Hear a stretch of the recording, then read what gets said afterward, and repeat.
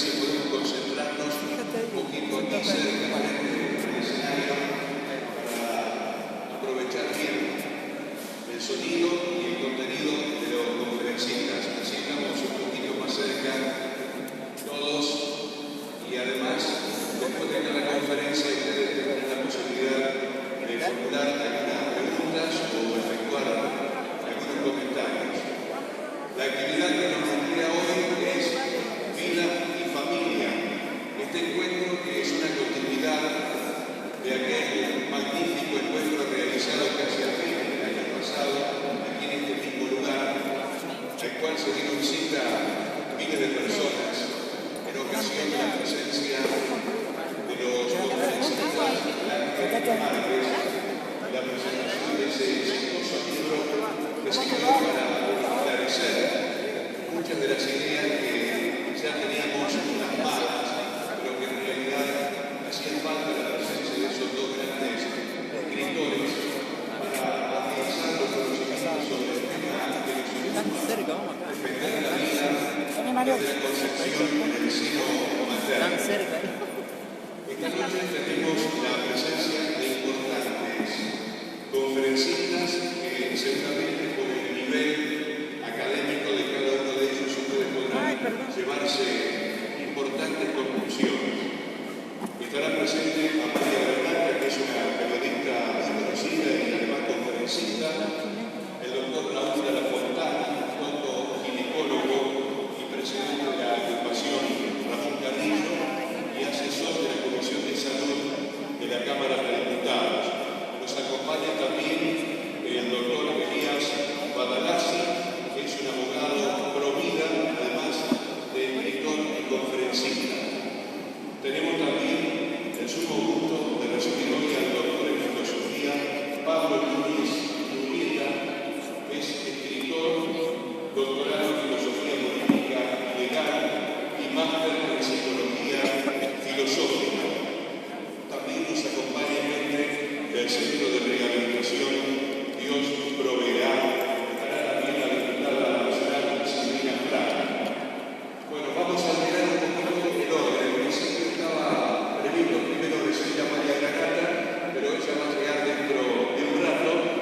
Y vamos a recibir entonces al doctor Elías Badalasi, abogado pro vida y escritor, quien nos hará referencia acerca de un tema que preocupa sobremanera a quienes estamos en esta épica lucha en defensa de la vida. El doctor Elías Badalasi hará referencia al derecho a la vida y el delito del aborto, todas las implicancias jurídicas y legales que conlleva este tema. Recibimos al doctor Elías Badalasi.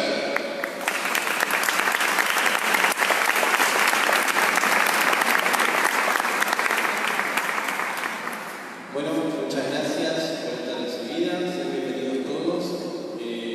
Yo acostumbro decir esto, no soy el organizador, pero la verdad sean todos muy bienvenidos. La verdad que es muy importante que ustedes estén acá y realmente no vale la pena, no valdría la pena si no fuese por ustedes, porque nosotros nos podríamos plantar ante un escenario vacío y no tendría sentido. Entonces es importante que ustedes como familias puedan primero capacitarse y después dar a conocer a todo su entorno sobre este conocimiento que estamos tratando de compartir. Así que bueno, sean todos bienvenidos, gracias por estar.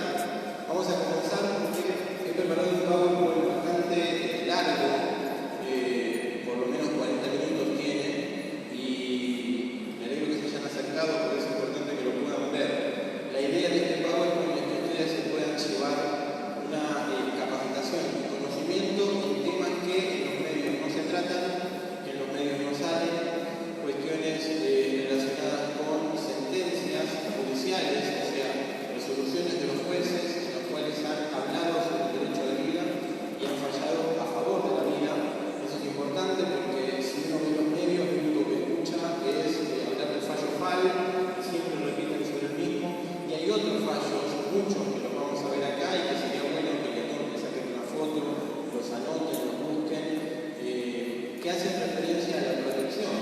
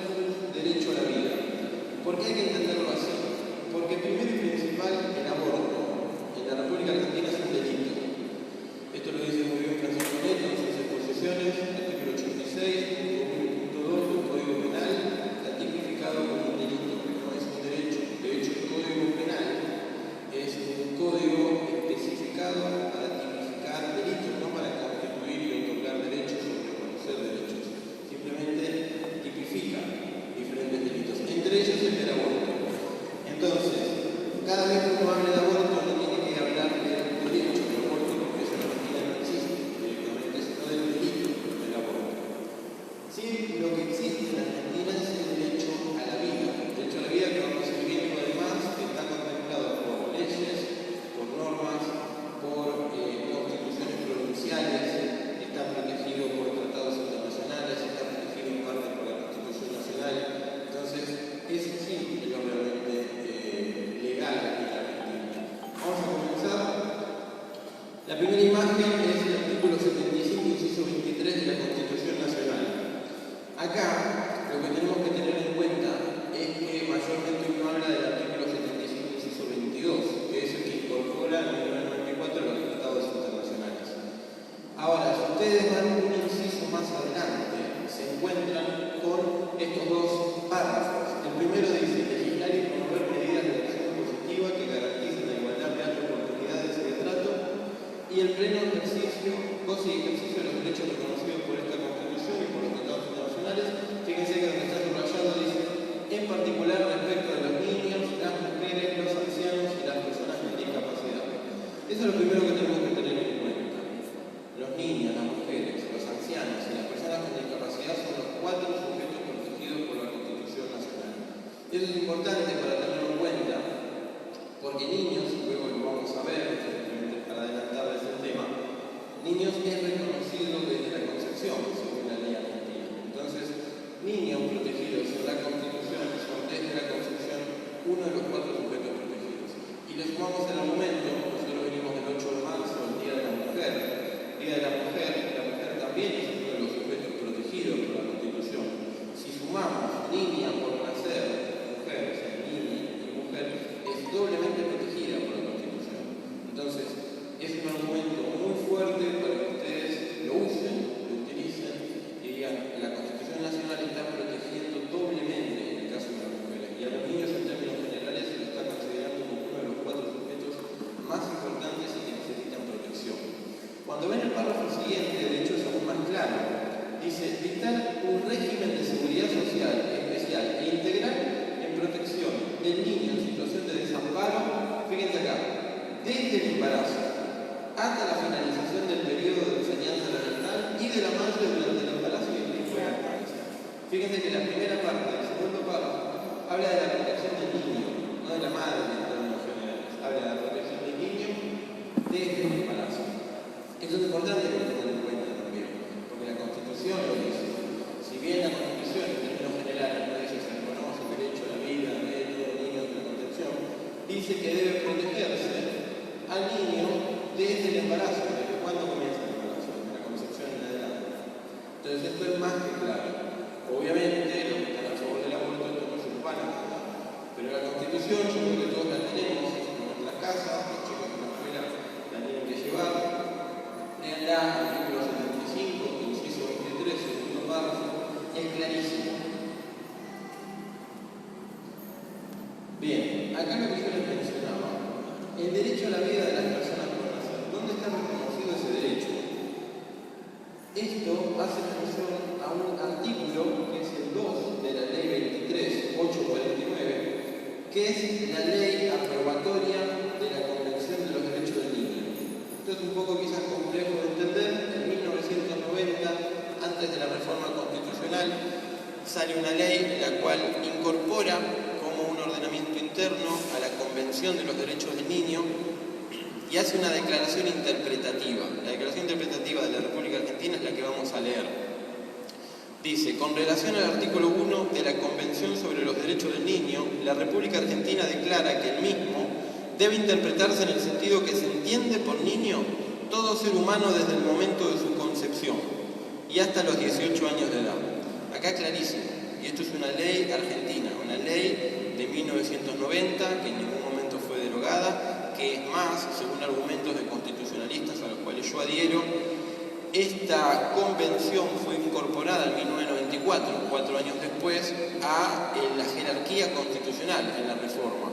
Entonces, esta declaración respecto de la Convención y una ley que hoy sigue vigente tiene la misma jerarquía que la Constitución. Si bien la Constitución no lo dice, esta esta ley que incorpora una convención que hoy en día tiene la misma jerarquía, está diciendo que para la República Argentina niños es desde la concepción. Y es claro, acá no está parafraseado. Ustedes buscan esa ley, lo pueden buscar en Google, la van a encontrar y la van a poder leer. Lo dice. Es claro. Y esto es un argumento también fuerte porque ustedes les vienen a decir muchas veces, el aborto es ley, el aborto es ley desde 1921, el aborto no punible es ley en Argentina, es legal, es un derecho.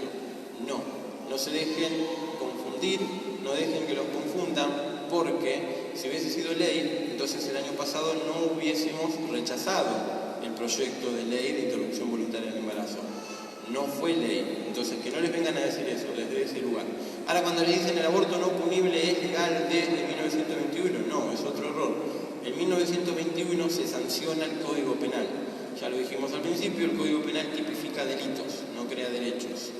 Sí hay causales de no punibilidad que la Corte, a mi criterio, ha interpretado muy mal, pero esas son simplemente causales. Es como, por ejemplo, haciendo un paralelismo, la legítima defensa. No está permitido ni es legal matar a otra persona, pero sí existe la legítima defensa. Ahí hay una causal de no punibilidad dentro del delito de homicidio. Con esto pasa más o menos lo mismo. Entonces, no es ley el aborto, y eso tienen que irse en la mente muy claro. Lo que sí es ley es esto. Artículo 2 de la ley 23.849, que dice, en relación a la convención, se entiende por niño todo ser humano desde el momento de la concepción. Después, la propia convención, porque esto es la ley que la aprueba, pero la propia convención, cuando uno la lee en el artículo 6, dice, los Estados partes reconocen que todo niño tiene el derecho intrínseco a la vida. Y perdonen que sea redundante, lo voy a leer de nuevo. Los Estados partes reconocen que todo niño tiene derecho intrínseco a la vida. ¿Qué puede ser intrínseco a la vida? Los Estados partes garantizarán en la máxima medida posible la supervivencia y el desarrollo del niño. Es claro esto, que no les vengan con confusiones. Luego podemos ir dentro del derecho internacional, además de la Convención de los Derechos del Niño, al párrafo primero del artículo 4 de la Convención Americana sobre Derechos Humanos. Esta Convención Americana, también conocida como Pacto de San José de Costa Rica, es exactamente lo mismo, dice en el artículo 4.1, toda persona tiene derecho a que se respete su vida. Este derecho estará protegido por la ley y, en general, a partir del momento de la concepción.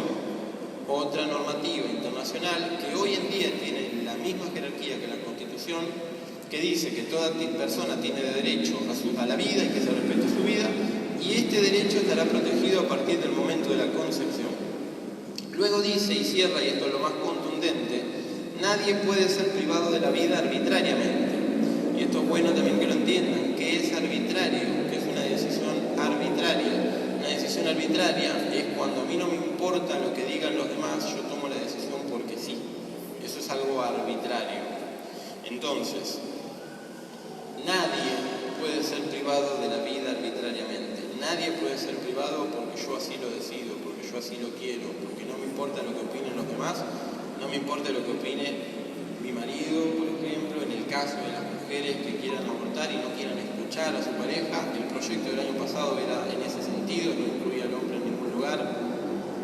El proyecto era nefasto realmente, porque decía, no importa nada, ni siquiera la opinión médica, si la mujer quiere abortar puede hacerlo y punto. Bueno, eso iría en contra de un tratado internacional, porque nadie puede ser privado de la vida arbitrariamente.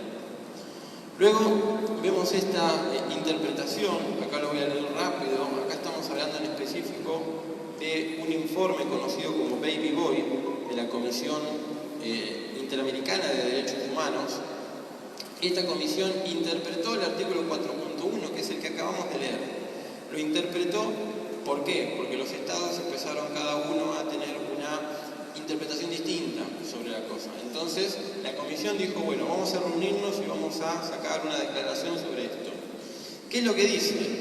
Dice, en el informe Baby Boy, es el nombre que le pusieron, la comisión IDH se encargó de interpretar lo que quería decir el término en general, que dice el artículo 4.1 del pacto, y llegó a la conclusión que debía ser entendido armónicamente con lo que decía la oración siguiente del mismo párrafo, esto es, que nadie puede ser privado de la vida arbitrariamente. ¿Saben por qué? Porque cuando uno lee, acá, Dice, este derecho estará protegido por la ley en general. De esta palabrita en general, todos se agarran y dicen, no, es en general. Pueden haber casos excepcionales, casos especiales en los cuales no se proteja la vida. Por eso tuvieron que haber hecho una reunión. Y ahí lo que dicen es, en conclusión, debía ser entendido con lo que decía después, nadie puede ser privado de la vida arbitrariamente. Concretamente dice el informe, y esto es textual, si ustedes lo buscan, lo encuentran, está citado. Al evaluar si la ejecución de un aborto viola la norma del artículo 4, hay que considerar las circunstancias en que se practicó. ¿Fue un acto arbitrario? Un aborto practicado sin causa sustancial con base a la ley podría ser incompatible con el artículo 4. Vuelvo a reiterarlo porque esto es importante que se entienda. Dice, al evaluar si la ejecución de un aborto viola la norma del artículo 4, o sea, si van a practicar un aborto, hay que compararlo con lo que dice el artículo 4 y hay que considerar las circunstancias por las cuales se practicó y el modo en que se practicó. ¿Fue un acto arbitrario? Eso es lo que se pregunta en el informe. Por lo tanto, uno tiene que evaluar eso para saber si es legal o no es legal, o si es un delito o no es un delito, si es punible o no es punible, en cierto modo. Porque si fuese arbitrario, un aborto practicado sin causa sustancial con base a la ley podría ser incompatible. Si es incompatible, entonces es incompatible con el ordenamiento internacional. Y por lo tanto, una cosa que le sumo, es plausible el estado de ser denunciado internacionalmente por incumplir con los tratados. Bien, vamos a seguir. Artículo 1 de la Declaración Americana de los Derechos y Deberes del Hombre de 1948 y el artículo 6 del Pacto Internacional de Derechos Civiles y Políticos, ambos declaran, y el texto es el mismo en ambos tratados, que todo ser humano tiene derecho a la vida. Y en el artículo 1, párrafo 2 de la Convención Americana sobre Derechos Humanos, allí se reconoce que persona es todo ser humano. Entonces, esto es una interpretación. Si habíamos dicho que ambos declaran que todo ser humano tiene derecho a la vida y persona es todo ser humano, y además le sumamos el artículo 19 del Código Civil y Comercial de la Nación, sancionado en el 2015, es una reforma al anterior código y respeta lo que decía el anterior código. Dice que personas es desde la concepción, si ustedes buscan el Código Civil lo van a encontrar, el artículo 19, entonces la conclusión es la siguiente. Entonces, persona es todo ser humano y el ser humano tiene derecho a la vida, toda persona tiene derecho a la vida.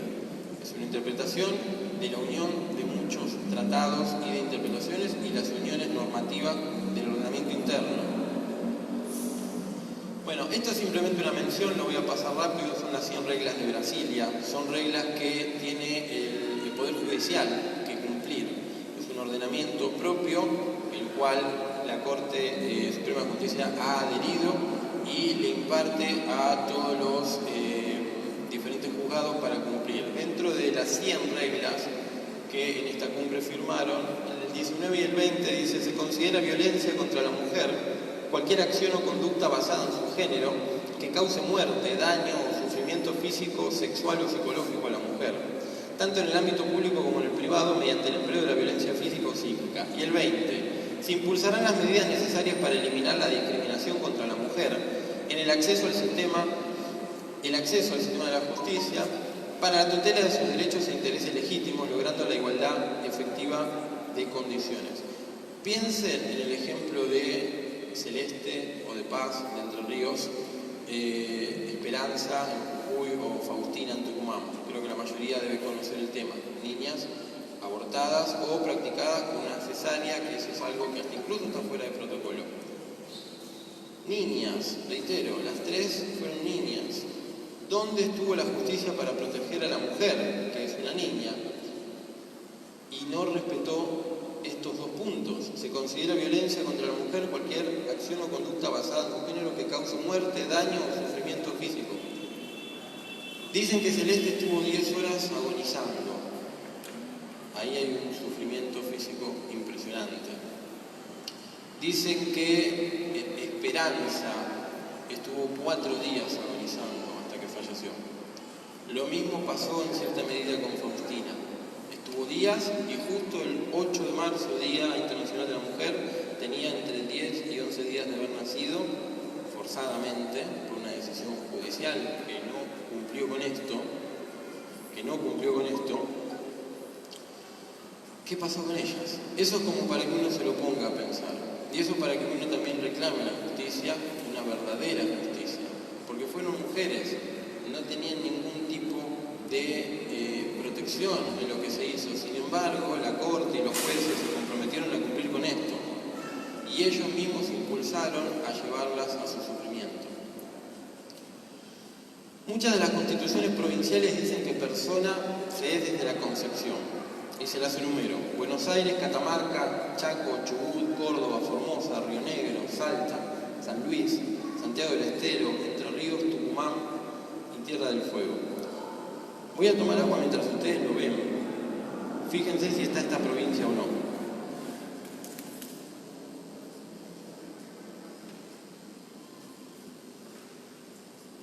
No está, ¿no? Qué triste. Qué triste, porque hay varias constituciones, y ahora les voy a mostrar un ejemplo de una que sí, que no solo en su normativa, sino que hasta en su preámbulo provincial la tiene, y varias de estas hacen mención a eso, y protegen e impulsan a senadores, por sobre todas las cosas, que son aquellos que representan a la provincia, esa es su función, y a gobernadores, que son aquellos que representan, en cierta forma, el ejercicio ejecutivo dentro de la propia provincia, a que protejan la vida de las personas por nacer. Es por eso que el caso de Tucumán, por ejemplo, con Faustina, el Estado intentó de todas las formas no realizar ningún aborto, hasta incluso no realizar ninguna cesárea, no seguir el mismo caso que lo que ocurrió con Esperanza. Hubo una jueza que se metió a autorizarlo, que incumplió, entre lo que ya vimos, con las 100 reglas de Brasilia, una orden impuesta directamente para los jueces. Pero, vamos a verlo, Constitución de la provincia de Tucumán, preámbulo. Yo lo subrayé, pero vamos a leerlo todo. Dice: no los representantes del pueblo de la provincia de Tucumán reunidos en la Convención Constituyente por su voluntad y elección con el objeto de afirmar su autonomía y afianzar el federalismo, organizar sus instituciones y promover el desarrollo humano en una democracia participativa y pluralista, fundar la libertad, la igualdad, la solidaridad, la justicia y los derechos humanos, garantizando la vida desde su concepción. Preámbulo de la Constitución de la provincia.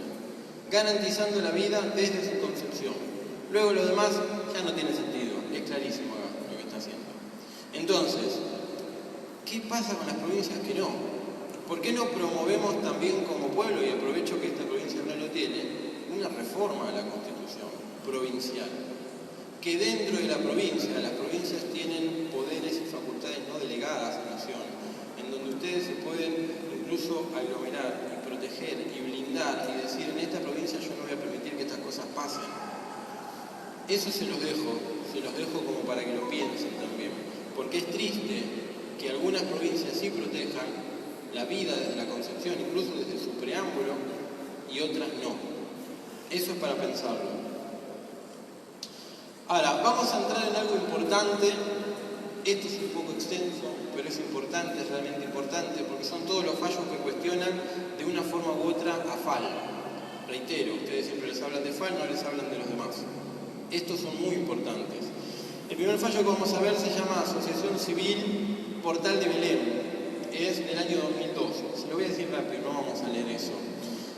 Este fallo era porque una asociación civil se presentó a reclamar ante la justicia de que un fármaco conocido como Inmediat, que era una pastilla del día después, decía que uno de los efectos que tenía este fármaco en particular, aclaro que no todas las pastillas del día después, este fármaco en particular, tenía 3 efectos. El tercer efecto era abortivo, y lo comprobó. Se fue a la justicia, se llevaron expertos, la justicia hizo el análisis y terminó retirando de mercado este fármaco.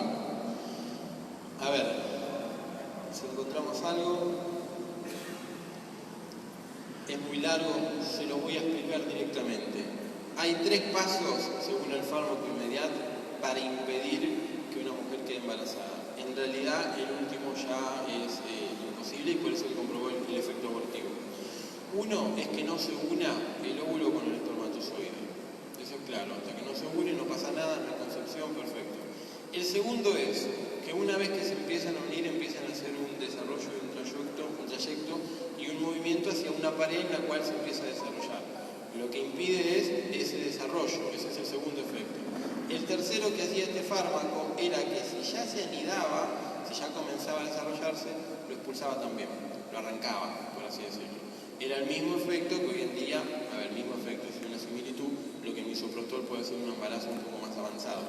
El efecto del día después de este fármaco era totalmente efectivo, cualquier cosa que pasara te lo arrancaba igual. Se consideró, y los jueces lo interpretaron de esa forma, de que eso constituía la muerte por aborto de un ser humano ya concebido. Importantísimo esto para tenerlo en cuenta. Y fíjense por qué es importante, porque estamos hablando de la primera unión, el día después de haber tenido relaciones. Es lo más principal, no estamos hablando de 14 semanas, 12 semanas, 4 meses, no estamos hablando de 6 meses, no estamos hablando de nada, ni siquiera de un mes, estamos hablando del día después. Ya los jueces han protegido en este fallo a los niños por nacer. Eso es importantísimo. El segundo fallo que debemos mencionar es el fallo Rabinovich. Un fallo muy importante. Yo al doctor Rabinovich lo tuve como profesor cuando yo era estudiante, tengo el honor de haberlo conocido. Este fallo también, se lo voy a decir rápido, se intentó proteger a los embriones criocongelados, lo cual algunos dirían, bueno, esto es una locura. No, este hombre tuvo una interpretación muy lógica. Si venimos diciendo que si apenas se unen el óvulo y el espermatozoide y se anida, ya hay vida, por así decirlo, y debe ser protegida, porque el derecho lo tiene de ser protegido. Entonces, ¿qué pasa con aquellos óvulos que son fecundados en un laboratorio y son criogenizados, son guardados, o se impulsa un desarrollo embrionario y en un tiempo se limita y se congela y después se usa y si no se quiere se descarta? Bueno, eso estaba pasando en aquel entonces. El abogado doctor Rabinovich se presentó en representación de todos estos niños fecundados de esta forma y utilizados en esta manipulación de laboratorios, y pidió de que se prohíba el descarte de los embriones criocongelados. Para hacerla corta, lo logró. Esto llegó a la corte, a la Cámara, no llegó a la Corte, nadie apeló, se terminó ahí. La Cámara dijo, vamos a hacer un censo sobre todos los embriones criocongelados y hasta que no haya una normativa posterior que regule las cosas, no se puede eliminar esto. Entonces, esto también es importante, porque de nuevo venimos de la unión cromosomática el día después a la manipulación en laboratorios. Fíjense que ni siquiera está dentro del vientre de su madre, está en un laboratorio y aún así la justicia los protegió. Eso es importantísimo para volver a entenderlo. Ni siquiera tiene que estar en el vientre de su madre para ser protegido, incluso dentro de un laboratorio. Vamos a continuar. Este es el mismo fallo. Dice, es indudable, pues, que en nuestro régimen constitucional la existencia del ser humano y de la persona, consecuentemente, comienza desde el momento de su concepción. Es claro. Esto es un parate que hago para que lo entendamos. Hay un libro llamado Histología, de un autor conocido como Finn Geneser, que es un libro muy importante dentro de la medicina. Y este libro, en la página 814, dice, el corazón comienza a latir desde el día 21 del desarrollo. Esto es importante que lo recuerden, que lo piensen, porque se hablaba, por ejemplo, el año pasado de abortar hasta las 14 semanas. 14 semanas, corríjanme, son 3 meses y medio, si no me equivoco. 3 meses y medio. Estamos hablando de más de 120 días. 100 días atrás ya le empezaba a latir el corazón, como para que se den una idea. Le sumamos después un montón de cosas más, como que, por ejemplo, comienza a sentir dolor, más o menos pasado el primer mes empieza a sentir dolor porque se terminan de cerrar lo que se le llama la cresta y el tubo neural, que para nosotros en edad adulta es como el sistema nervioso, entonces empiezan a tener sensaciones. Estamos hablando de algo terrible. Y reitero, desde los 21 días ya le empieza a latir el corazón. Muy importante para tenerlo en cuenta. Cada vez que se practica un aborto, un corazón se para. Y eso es muy importante que lo recuerden. Otro caso, este es importante por el hecho de lo que ocurrió. Año 2015 se reforma el Código Civil, se convierte en Código Código Civil y Comercial, se unifica y se reforma con los anteriores, y se permite algo muy importante que después va a la justicia y le dan la razón. Una señora que le pedía alimentos a su marido. Los alimentos, para aquellos que lo saben, la mayoría de los que están divorciados pueden hacerlo, o separados, es en representación de su hijo. Uno va a la justicia y le exige que lo ayude a mantenerlo, o sea, al padre, al progenitor. Esto puede ser inverso también, si la mujer está en mejores condiciones y el padre está cuidando al chico, el padre puede ir a la justicia para que la mujer lo ayude. Eso se llaman alimentos. Acá se presenta una mujer en representación de su hijo por nacer. La mujer estaba embarazada, no tenía un hijo en realidad, mejor dicho, sí tenía un hijo, pero no estaba nacido con cierta edad, lo cual mayormente ocurre que las mujeres reclaman desde ese punto. Desde el embarazo se presenta a la justicia para pedirle que le pague los alimentos, y la justicia se lo da. Los jueces de primera instancia se lo dan, luego el hombre apela, va a cámara y la cámara confirma, y ahí se termina, se lo tiene que dar. Entonces esto es importante también, porque si un niño por nacer, niño o niña por nacer, tiene derecho al reclamo de alimentos, cuanto más a la vida. O sea, si tiene el derecho a que le den un alimento, de que le paguen para que pueda sobrevivir, entonces cuanto más. Y una aclaración, simplemente, esto es terminológico, las madres se presentan en representación del chico. Ellos se presentan no por derecho propio, sino en representación de mi hijo menor tal. En este caso, en representación de mi hijo menor o mi hijo por nacer. Es importante porque no es la madre que le quita el dinero al padre, y estos padres entiéndanlo, no es la madre que le quita el dinero a ustedes para ella, es para el hijo. Entonces esto es importante porque lo hizo para una persona que estaba embarazada y lo hizo por el niño. Seguimos. Esto ya lo habíamos visto, se entiende por niño todo ser humano en el momento de su concepción. Esto es bueno simplemente que se lo lleven en la mente porque hay leyes que lo fundamentan, hay fallos que lo fundamentan, hay argumentos muy sólidos en esto, que no les vengan con un cuento distinto, hay argumentos muy sólidos en esta cuestión. LG sobre muerte dudosa.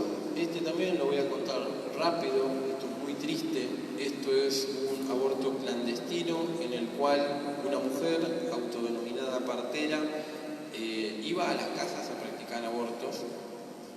Era contratada por mujeres y lo hacía de métodos de los más terribles, o sea, de una forma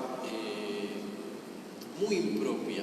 Más allá de que yo estoy en contra de los abortos, digo, esto era terrible. O sea, si no me equivoco, la mujer había llevado una aguja de tejer, una percha, había llevado cosas terribles.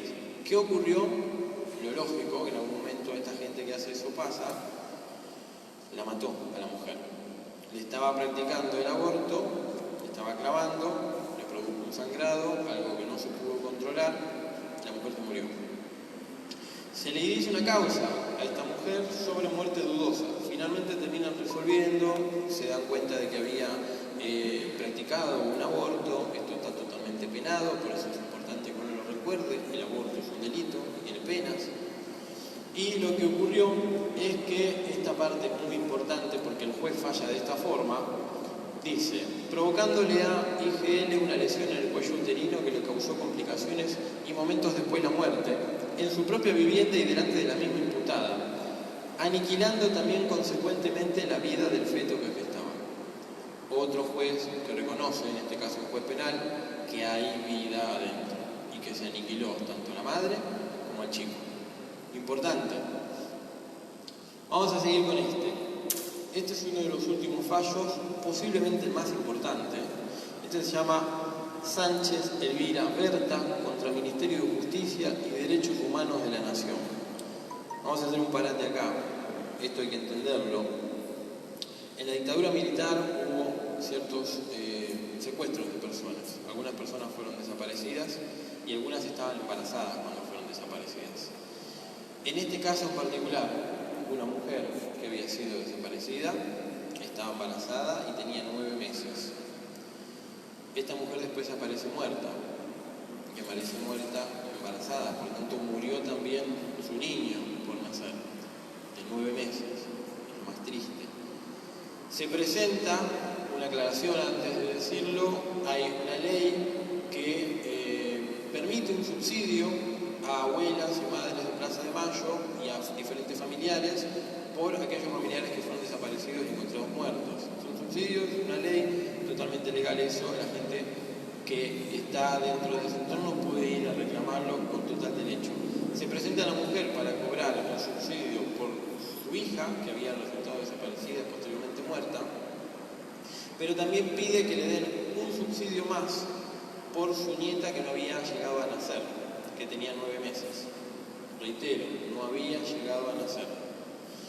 El Ministerio de Justicia y Derechos Humanos, tristemente llamado así, Ministerio de Justicia y Derechos Humanos, no le reconoce eso. Le dice, no, el subsidio es para las que ya nacen, no para las anteriores.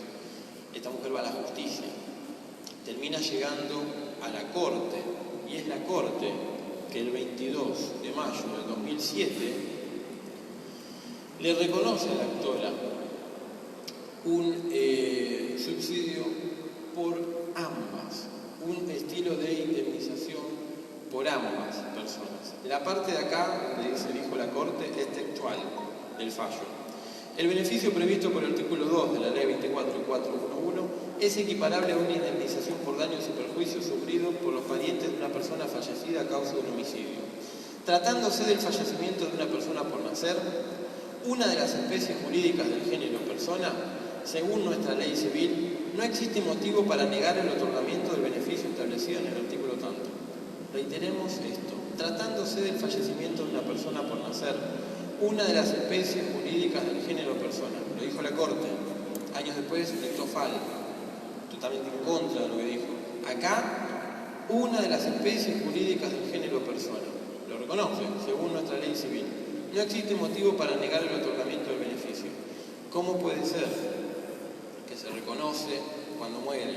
Si una mujer mata a una mujer que se quiere practicar un aborto y muere el niño, reconocen que el niño muere. ¿Cómo puede ser que protegen y retiran de mercado un fármaco que decían que producía abortos desde el día después? ¿Cómo puede ser que encima nos encontramos con un abogado que se presenta en representación de los niños congelados y la justicia lo avala y dice paren con el descarte? ¿Cómo puede ser que después se presenta una mujer exigiendo alimentos por su niño por nacer, le dan alimentos? ¿Cómo puede ser que se presenta una mujer pidiendo un subsidio por su hijo, por su nieto no nacido, y la Corte se lo da porque se lo reconoce? ¿Cómo puede ser que aún con todo eso después fallan como fallaron en Fal? ¿Cómo puede ser que todo esto que ha pasado ha quedado tapado con un fallo tremendamente nefasto? Y es la misma Corte, les digo, es la misma Corte. Entonces tiene hasta incluso un doble discurso en lo que ha hecho. Para las abuelas y madres de Plaza de Mayo, buenísimo. Para los niños por nacer, en términos generales, ninguna protección. No puede ser así. La realidad en cuestión es que el niño por nacer en el derecho positivo argentino ha sido protegido en cada una de sus etapas gestacionales, desde la fecundación en sí hasta el nacimiento. No debería medirse la doble vara de si es persona o no de forma progresiva, o si tiene el feto más derecho a vivir mientras más desarrollo tenga, ni creer que en nuestro país existen ciudadanos de segunda. Antes de leer el último párrafo, les digo, la cuestión del derecho progresivo en el derecho a la vida no existe, eso es una falacia. La capacidad es progresiva, o sea, los niños tienen menos derechos que los adultos, por ejemplo, votar de los 16 años en adelante, por ejemplo, trabajar, está prohibido el trabajo infantil, diferentes cosas. Los niños tienen menos derechos y la capacidad de derechos va siendo progresiva mientras más crecen. No quiere decir que el derecho a la vida sea progresivo. Mientras más útil es o mientras más viable es, más vida tiene. Jamás alguna normativa en Argentina ha dicho algo al respecto. De hecho, si vamos a los fallos, lo protegieron desde el día después o incluso desde un laboratorio. Y así en adelante hemos leído unión cromosomática, preembrión, embrión, un feto, le dan alimentos a un feto y a un niño por nacer de 9 meses, un embarazo de 9 meses. Le protegen por medio de un subsidio o le reconocen en memoria de aquel.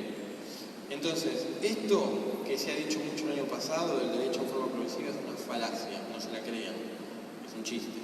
Y vamos al artículo 29 de la Constitución Nacional. Dice, nuestro país no volverá a otorgar, lo citado de lo que dice la Constitución, facultades extraordinarias ni la suma del poder público para que a través de ello la vida, el honor o las fortunas de los argentinos queden a merced de gobiernos o persona alguna. Nuestro país no volverá a otorgar facultades extraordinarias ni la suma del poder público para que a través de ello la vida, el honor o la fortuna de los argentinos queden a merced de gobiernos o persona alguna.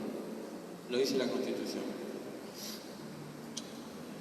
Este es un fallo con el cual quiero cerrar. Luego hay otras imágenes, pero las vamos a mencionar simplemente para que no pase tanto tiempo, hay más expositores. Este es un fallo que yo creo que debería usarse como ejemplo. Es un fallo de los mejores que he visto. Es del año 2008 cuando se inició, después en el 2018 llegó la Corte y todas las actuaciones fueron ratificadas, pero inició en el 2008. Si ustedes llegan a ver la franja azul donde estoy tildando, dice el 19 de agosto de 2008.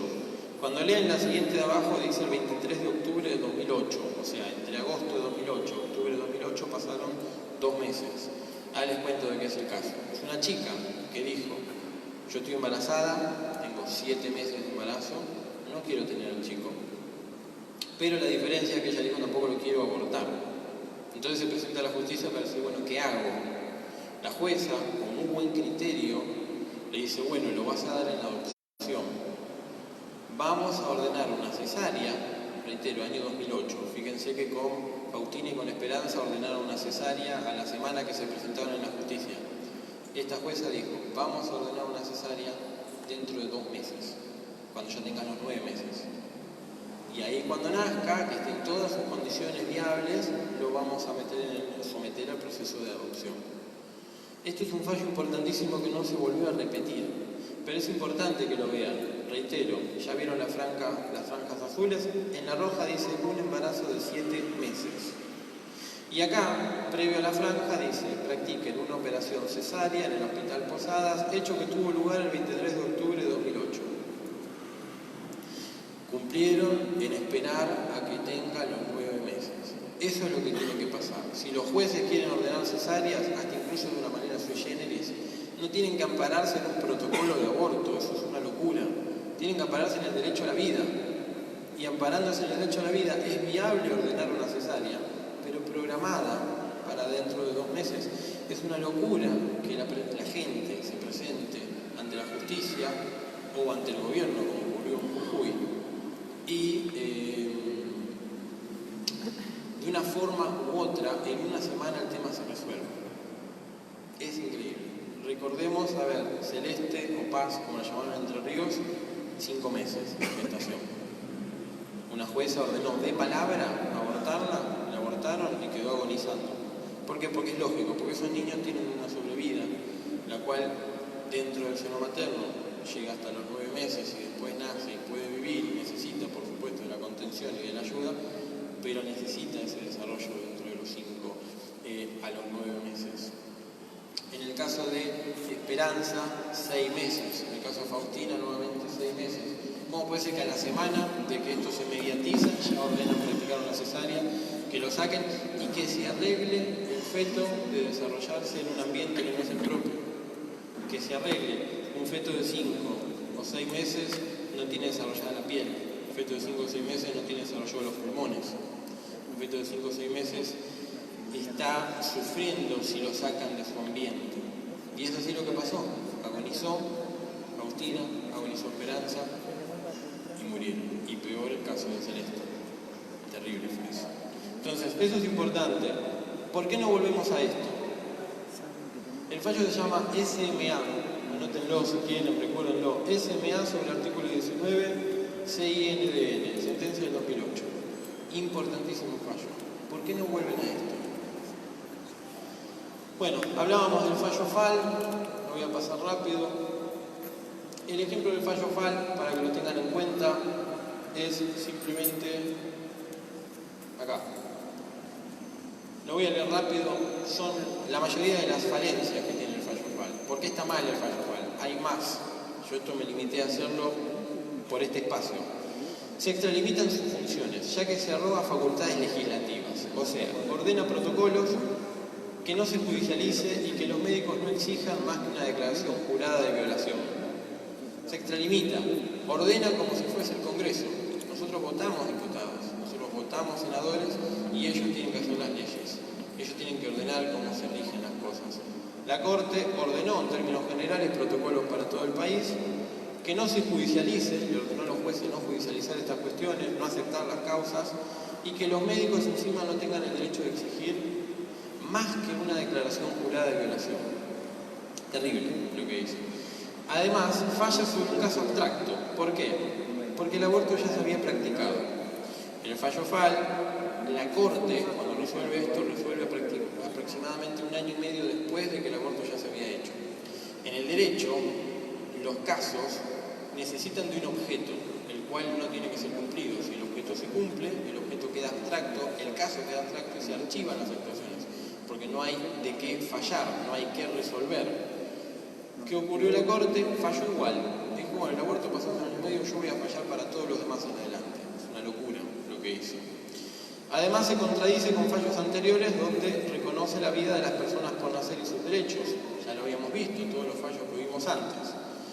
Convierte un caso concreto de incidencia interpartes, esto quiere decir entre la parte que lo acciona y la parte accionada, o sea, actora y demandada, convierte lo que era eso en un principio en uno de carácter erga omnes. Los juicios de carácter erga omnes son juicios ambientales, por ejemplo. Son juicios en los cuales cuando resuelven una cuestión le afecta a todos.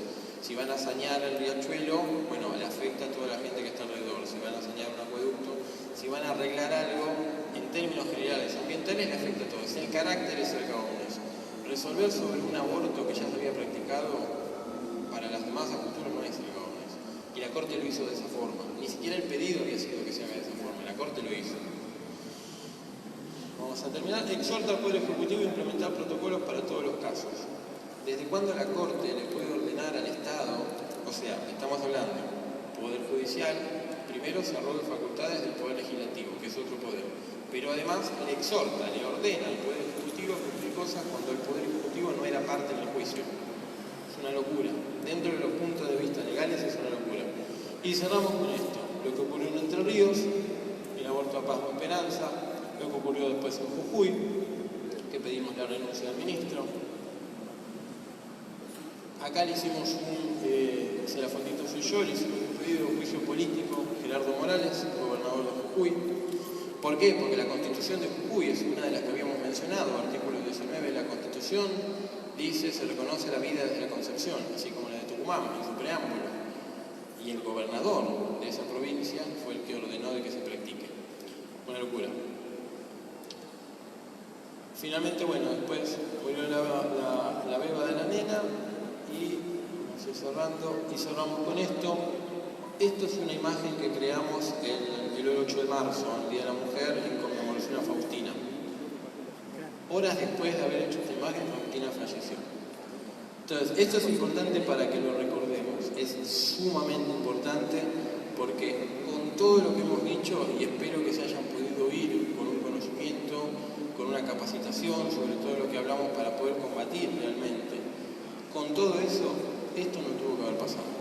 Entonces, por eso es importante concientizar, por eso es importante que ustedes le lleven a su gente, además, todo el conocimiento adquirido. Es importantísimo porque incluso este es un año electoral, las bases, el pueblo son los que cambian las cosas. Si el pueblo está dormido, los de arriba pueden hacer lo que quieran. Es importante que nosotros despertemos. Bien, eso es todo. Muchas gracias.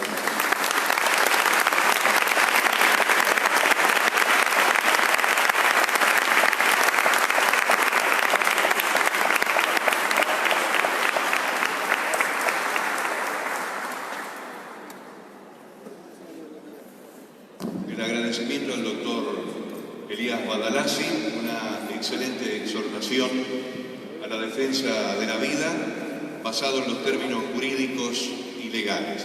Vamos a continuar con este encuentro de familia y de vida aquí en el Colegio San Juan Bosco. Vamos a recibir ahora al doctor Raúl Dalla Fontana, que es tocoginecólogo y presidente de Ramón Carrillo, una organización que también lucha por la defensa de la vida desde la concepción en el seno materno y además es asesor de la Comisión de Salud de la Cámara de Diputados. El doctor Raúl Dalla Fontana dará un pantallazo que esperemos ustedes puedan aprovecharlo convenientemente sobre las consecuencias nocivas del aborto y de la interrupción del embarazo en el seno materno. Doctor, muy buenas tardes. Muchas gracias por participar de este encuentro.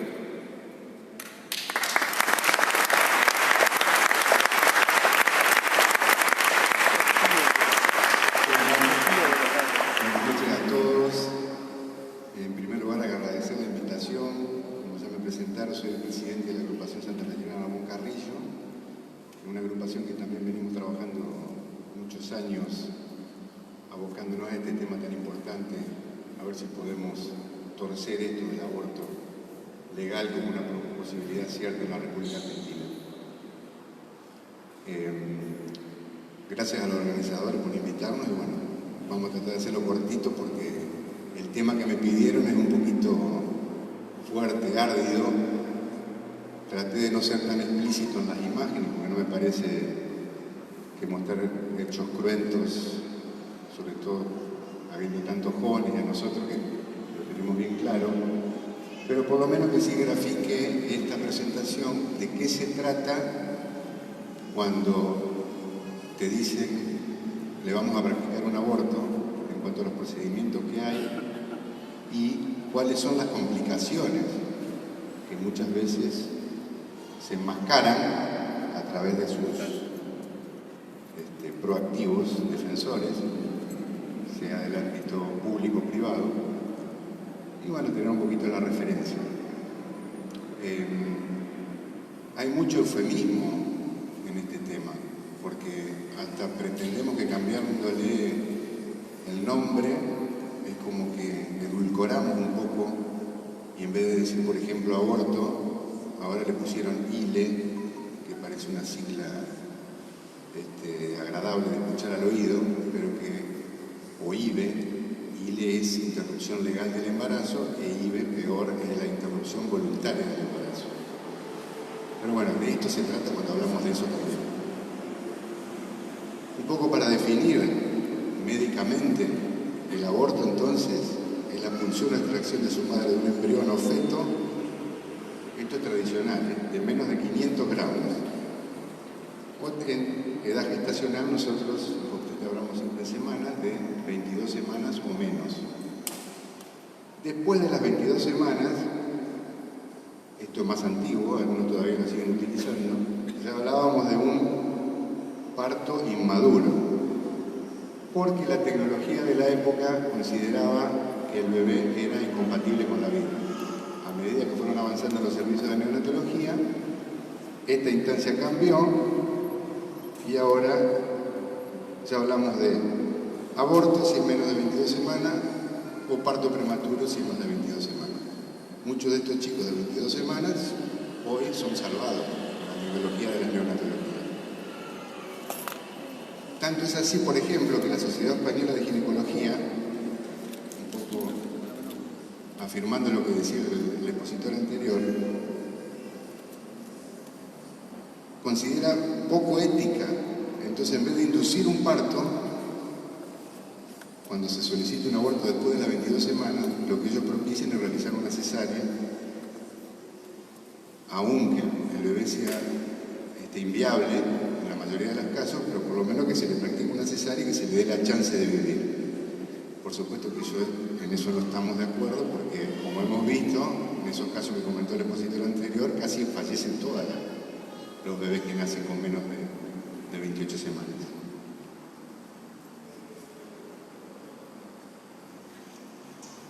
Bueno, y según un poquito para hablar de clasificación, esto es medio rápido porque es medio aburrido, pero espontáneo es cuando el producto de la concepción, el embarazo, se pierde sin intervención de tipo médica o por terceros, sea médico o otro particular que lo ejecuta. Y si es espontáneo, en general la causa está debido a problemas genéticos en su mayoría o por enfermedades maternas. Por ejemplo, ahora está muy conocida la trombofilia, que a veces produce abortos espontáneos, u otro tipo de patologías, como infecciones perinatales, por ejemplo. Y si es espontáneo, puede ser completo cuando se expulsa en su totalidad, muchas veces no necesita procedimientos quirúrgicos, o incompleto, en cuyo caso es necesario realizar algún tipo de procedimiento médico quirúrgico.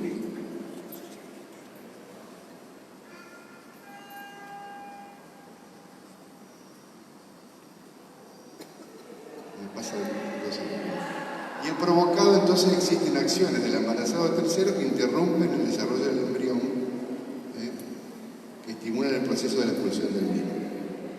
En general, este tipo de aborto tiene consecuencias patológicas, porque es más propensa a la infección, la hemorragia, como después vamos a ver. Según su legalidad, bueno, recién el expositor anterior fue muy claro, pero penalizado es aquel que cuando se realiza, el Código Penal prevé, ahí está el artículo 86, alguna penalización. Y eso es lo que da la punibilidad o no, es decir, determinadas causas, el Código Penal prevé cárcel o alguna pena para el que realice el aborto, digamos, para la madre.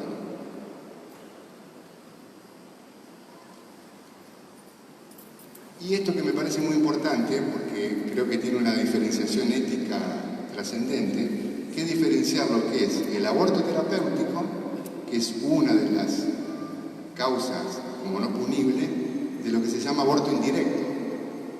Esto es, cuando hay una enfermedad que hace correr riesgo de vida a la madre, y que seguramente el bebé también va a fallecer, se procede a algún tipo de procedimiento que sabemos que casi inevitablemente va a causar la muerte del bebé.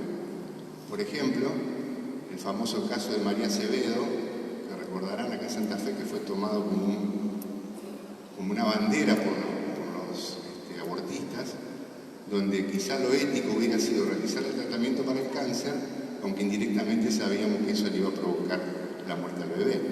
Pero es distinto a realizar el aborto primariamente desde el punto de vista ético.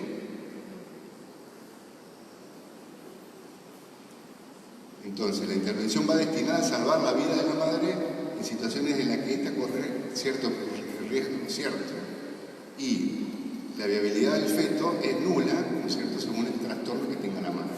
Esto es lo que se llama aborto indirecto, que éticamente, esto se lo digo, puede llegar a ser aceptado, porque es distinto a realizar un aborto en caso, por ejemplo, como se está haciendo ahora, que se cataloga que hay riesgo cierto de vida, cuando la mayoría de veces no es así, porque el código lo dice claramente, que tiene que haber riesgo de vida que no pueda ser subsanado por todos los medios tecnológicos del momento.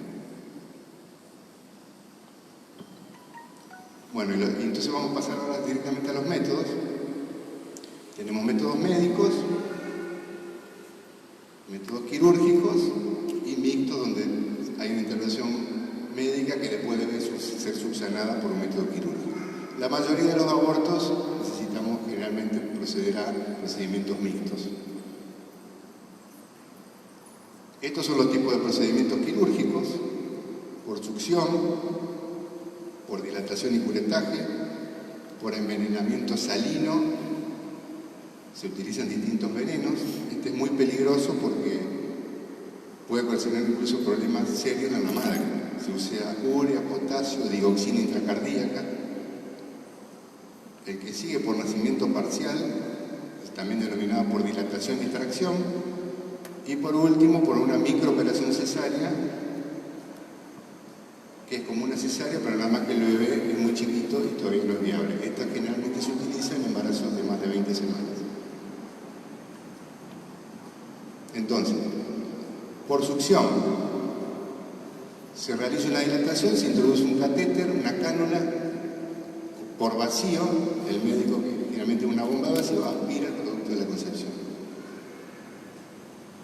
Recientemente, unos años, en la América Latina, sobre todo en Cuba, están haciendo un procedimiento que le llaman ellos de regulación menstrual, para enmascarar el aborto, porque antes de hacer el diagnóstico de embarazo, la paciente va al quirófano, le realizan la aspiración y es un aborto como encubierto porque nadie se entera siquiera si la mujer estaba embarazada o no. Bueno, y esa es la técnica, ¿no? Ahí también se toma con una pinza, cuello del útero, esta es la cánula, esta en este caso es de metal, pero ahora vienen de plástico, y se procede por el vacío a extracción. Por supuesto que el bebé se destroza, la placenta lo mismo, y sale todo y va a un frasco y de ahí es descartado. Estas son las cánulas que ahora vienen descartables.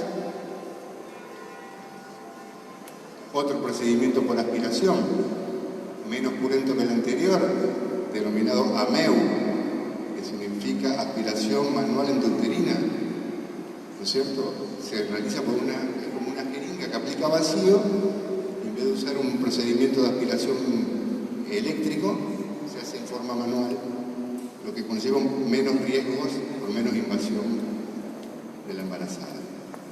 Esta es el instrumental, y estas son todas las cánulas que vienen de distintos grosores de acuerdo a la edad gestacional.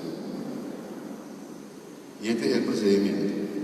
Entonces ustedes ven cómo se introduce en el útero la fuerte presión negativa, procede a la extracción, queda el resto del embarazo en la jeringa y después descartado.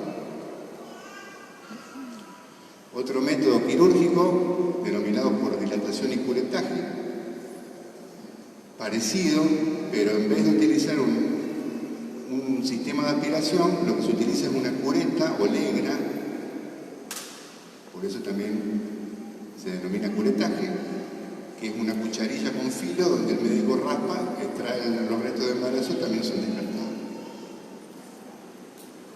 Acá ya el abortero está terminando con el procedimiento, esa es la legra, y lo demás es parecido a los otros métodos. Bueno, y ahí está la visualización cuando el abortero realiza la extracción del embrión. Estas son las curetas, vienen de distintas medidas, de acuerdo a la edad gestacional, al tamaño del útero. Y esta es la pinza que muchas veces se utiliza para ayudarse cuando los restos quedan retenidos, entonces el abortista procede a la extracción de los restos con esta pinza. Otro método muy cruento utilizado, también llamado abortos osmóticos o por inducción salina, consiste en punzar la panza de la mamá, sacar el líquido amniótico, inyectar solución fisiológica hipertónica, se llama, o sea, concentrada al 20%, se la deja un día, esto produce la muerte del bebé por deshidratación, daño cerebral, y generalmente el trabajo de parto empieza en forma espontánea y si no se puede ayudar con otro procedimiento para que se produzca la expulsión del bebé, que la mayoría de las veces nace, por supuesto, muerto. Esto se da generalmente en embarazos que tienen que ser superiores a 16 semanas. Otros venenos utilizados, como decíamos hoy, es la urea, potasio, digoxina intracardíaca, lo que le produce un paro del bebé intraútero, todo con el objetivo de que no nazca un niño vivo, o sea, directamente garantizar que el recién nacido nazca muerto. Luego el caso de Jana Jess en Estados Unidos, que es una señora que sobrevivió a este procedimiento, porque el abortero llegó tarde y la enfermera vio que había nacido viva, la llevó a la neonatología y vive. Entonces, George Bush promulgó una ley donde obliga a los médicos en Norteamérica a asistir a todos los niños que por un proceso de aborto nazcan vivos. Por supuesto que acá en la Argentina no hace falta ningún otro decreto, porque eso es obligatorio. Ese es el aborto osmótico, como les conté. Otro, denominado por nacimiento parcial, o DIE, este quizás es el procedimiento más cruel e inhumano de todos, tanto es así que en algunos países está prohibido, aunque tengan legalizado el aborto no permiten esto. Se procede a la dilatación del cuello del útero con laminaria o vía mecánica. El abortero con pinzas puede ser a ciegas o ayudado por una ecografía, toma los pies del bebé, lo extrae por el cuello del útero, como la cabeza es más grande, obviamente, que el cuerpito, no sale. Entonces introduce una tijera, realiza un orificio en el cráneo y con un aspirador le aspira la masa encefálica. Y luego de eso es extraído. En realidad este procedimiento tiene que ser denominado infanticidio más que aborto, porque siempre en estos casos el bebé era viable. En junio de 2000, la Corte Suprema de los Estados Unidos anuló cualquier restricción contra este tipo de procedimientos, o sea, al revés, prohibieron que haya ningún tipo de prohibición a este tipo de procedimiento.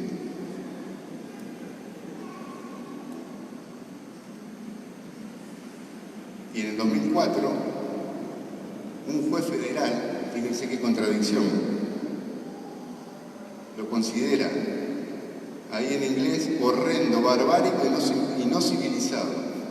Sin embargo, pese a considerarlo así, consideró que no lo podía prohibir porque prohibirlo hubiera sido estar en contra de la Constitución. Más contradicciones como las que ya escuchamos recién del expositor anterior. Y esto en Norteamérica. ¿Cómo es posible que además que apele a la Constitución cuando en la Constitución no se habla nunca de este tipo de procedimiento? Y encima en la Constitución americana dice que debe respetarse la vida de todos. Bueno, este es el gráfico de cómo es el procedimiento, ¿cierto? Le extrae el bebé, lo agarra por donde lo encuentre, puede ser por las piernas, los brazos, pero la cabeza es lo que queda último y procede como les expliqué. Y esta es una cuestión temporaria, porque si ustedes practican una microcesárea en vez de las 22 semanas, a las 30, lo más probable es que el bebé ya sea viable, ustedes le puedan salvar la vida, ni hablar si esperan hasta las 39. Sin embargo, es sencillo hacer una cesárea en vez de término, es prematuro. Acá en Argentina se está utilizando mucho, ustedes vieron en el caso que contó anteriormente, con el objetivo a veces de evitarle el trauma psicológico, etcétera, que le puede producir el aborto a estas niñas, que generalmente son menores de edad, de 15 años, como uno de los argumentos. Generalmente, si el embarazo ya es avanzado,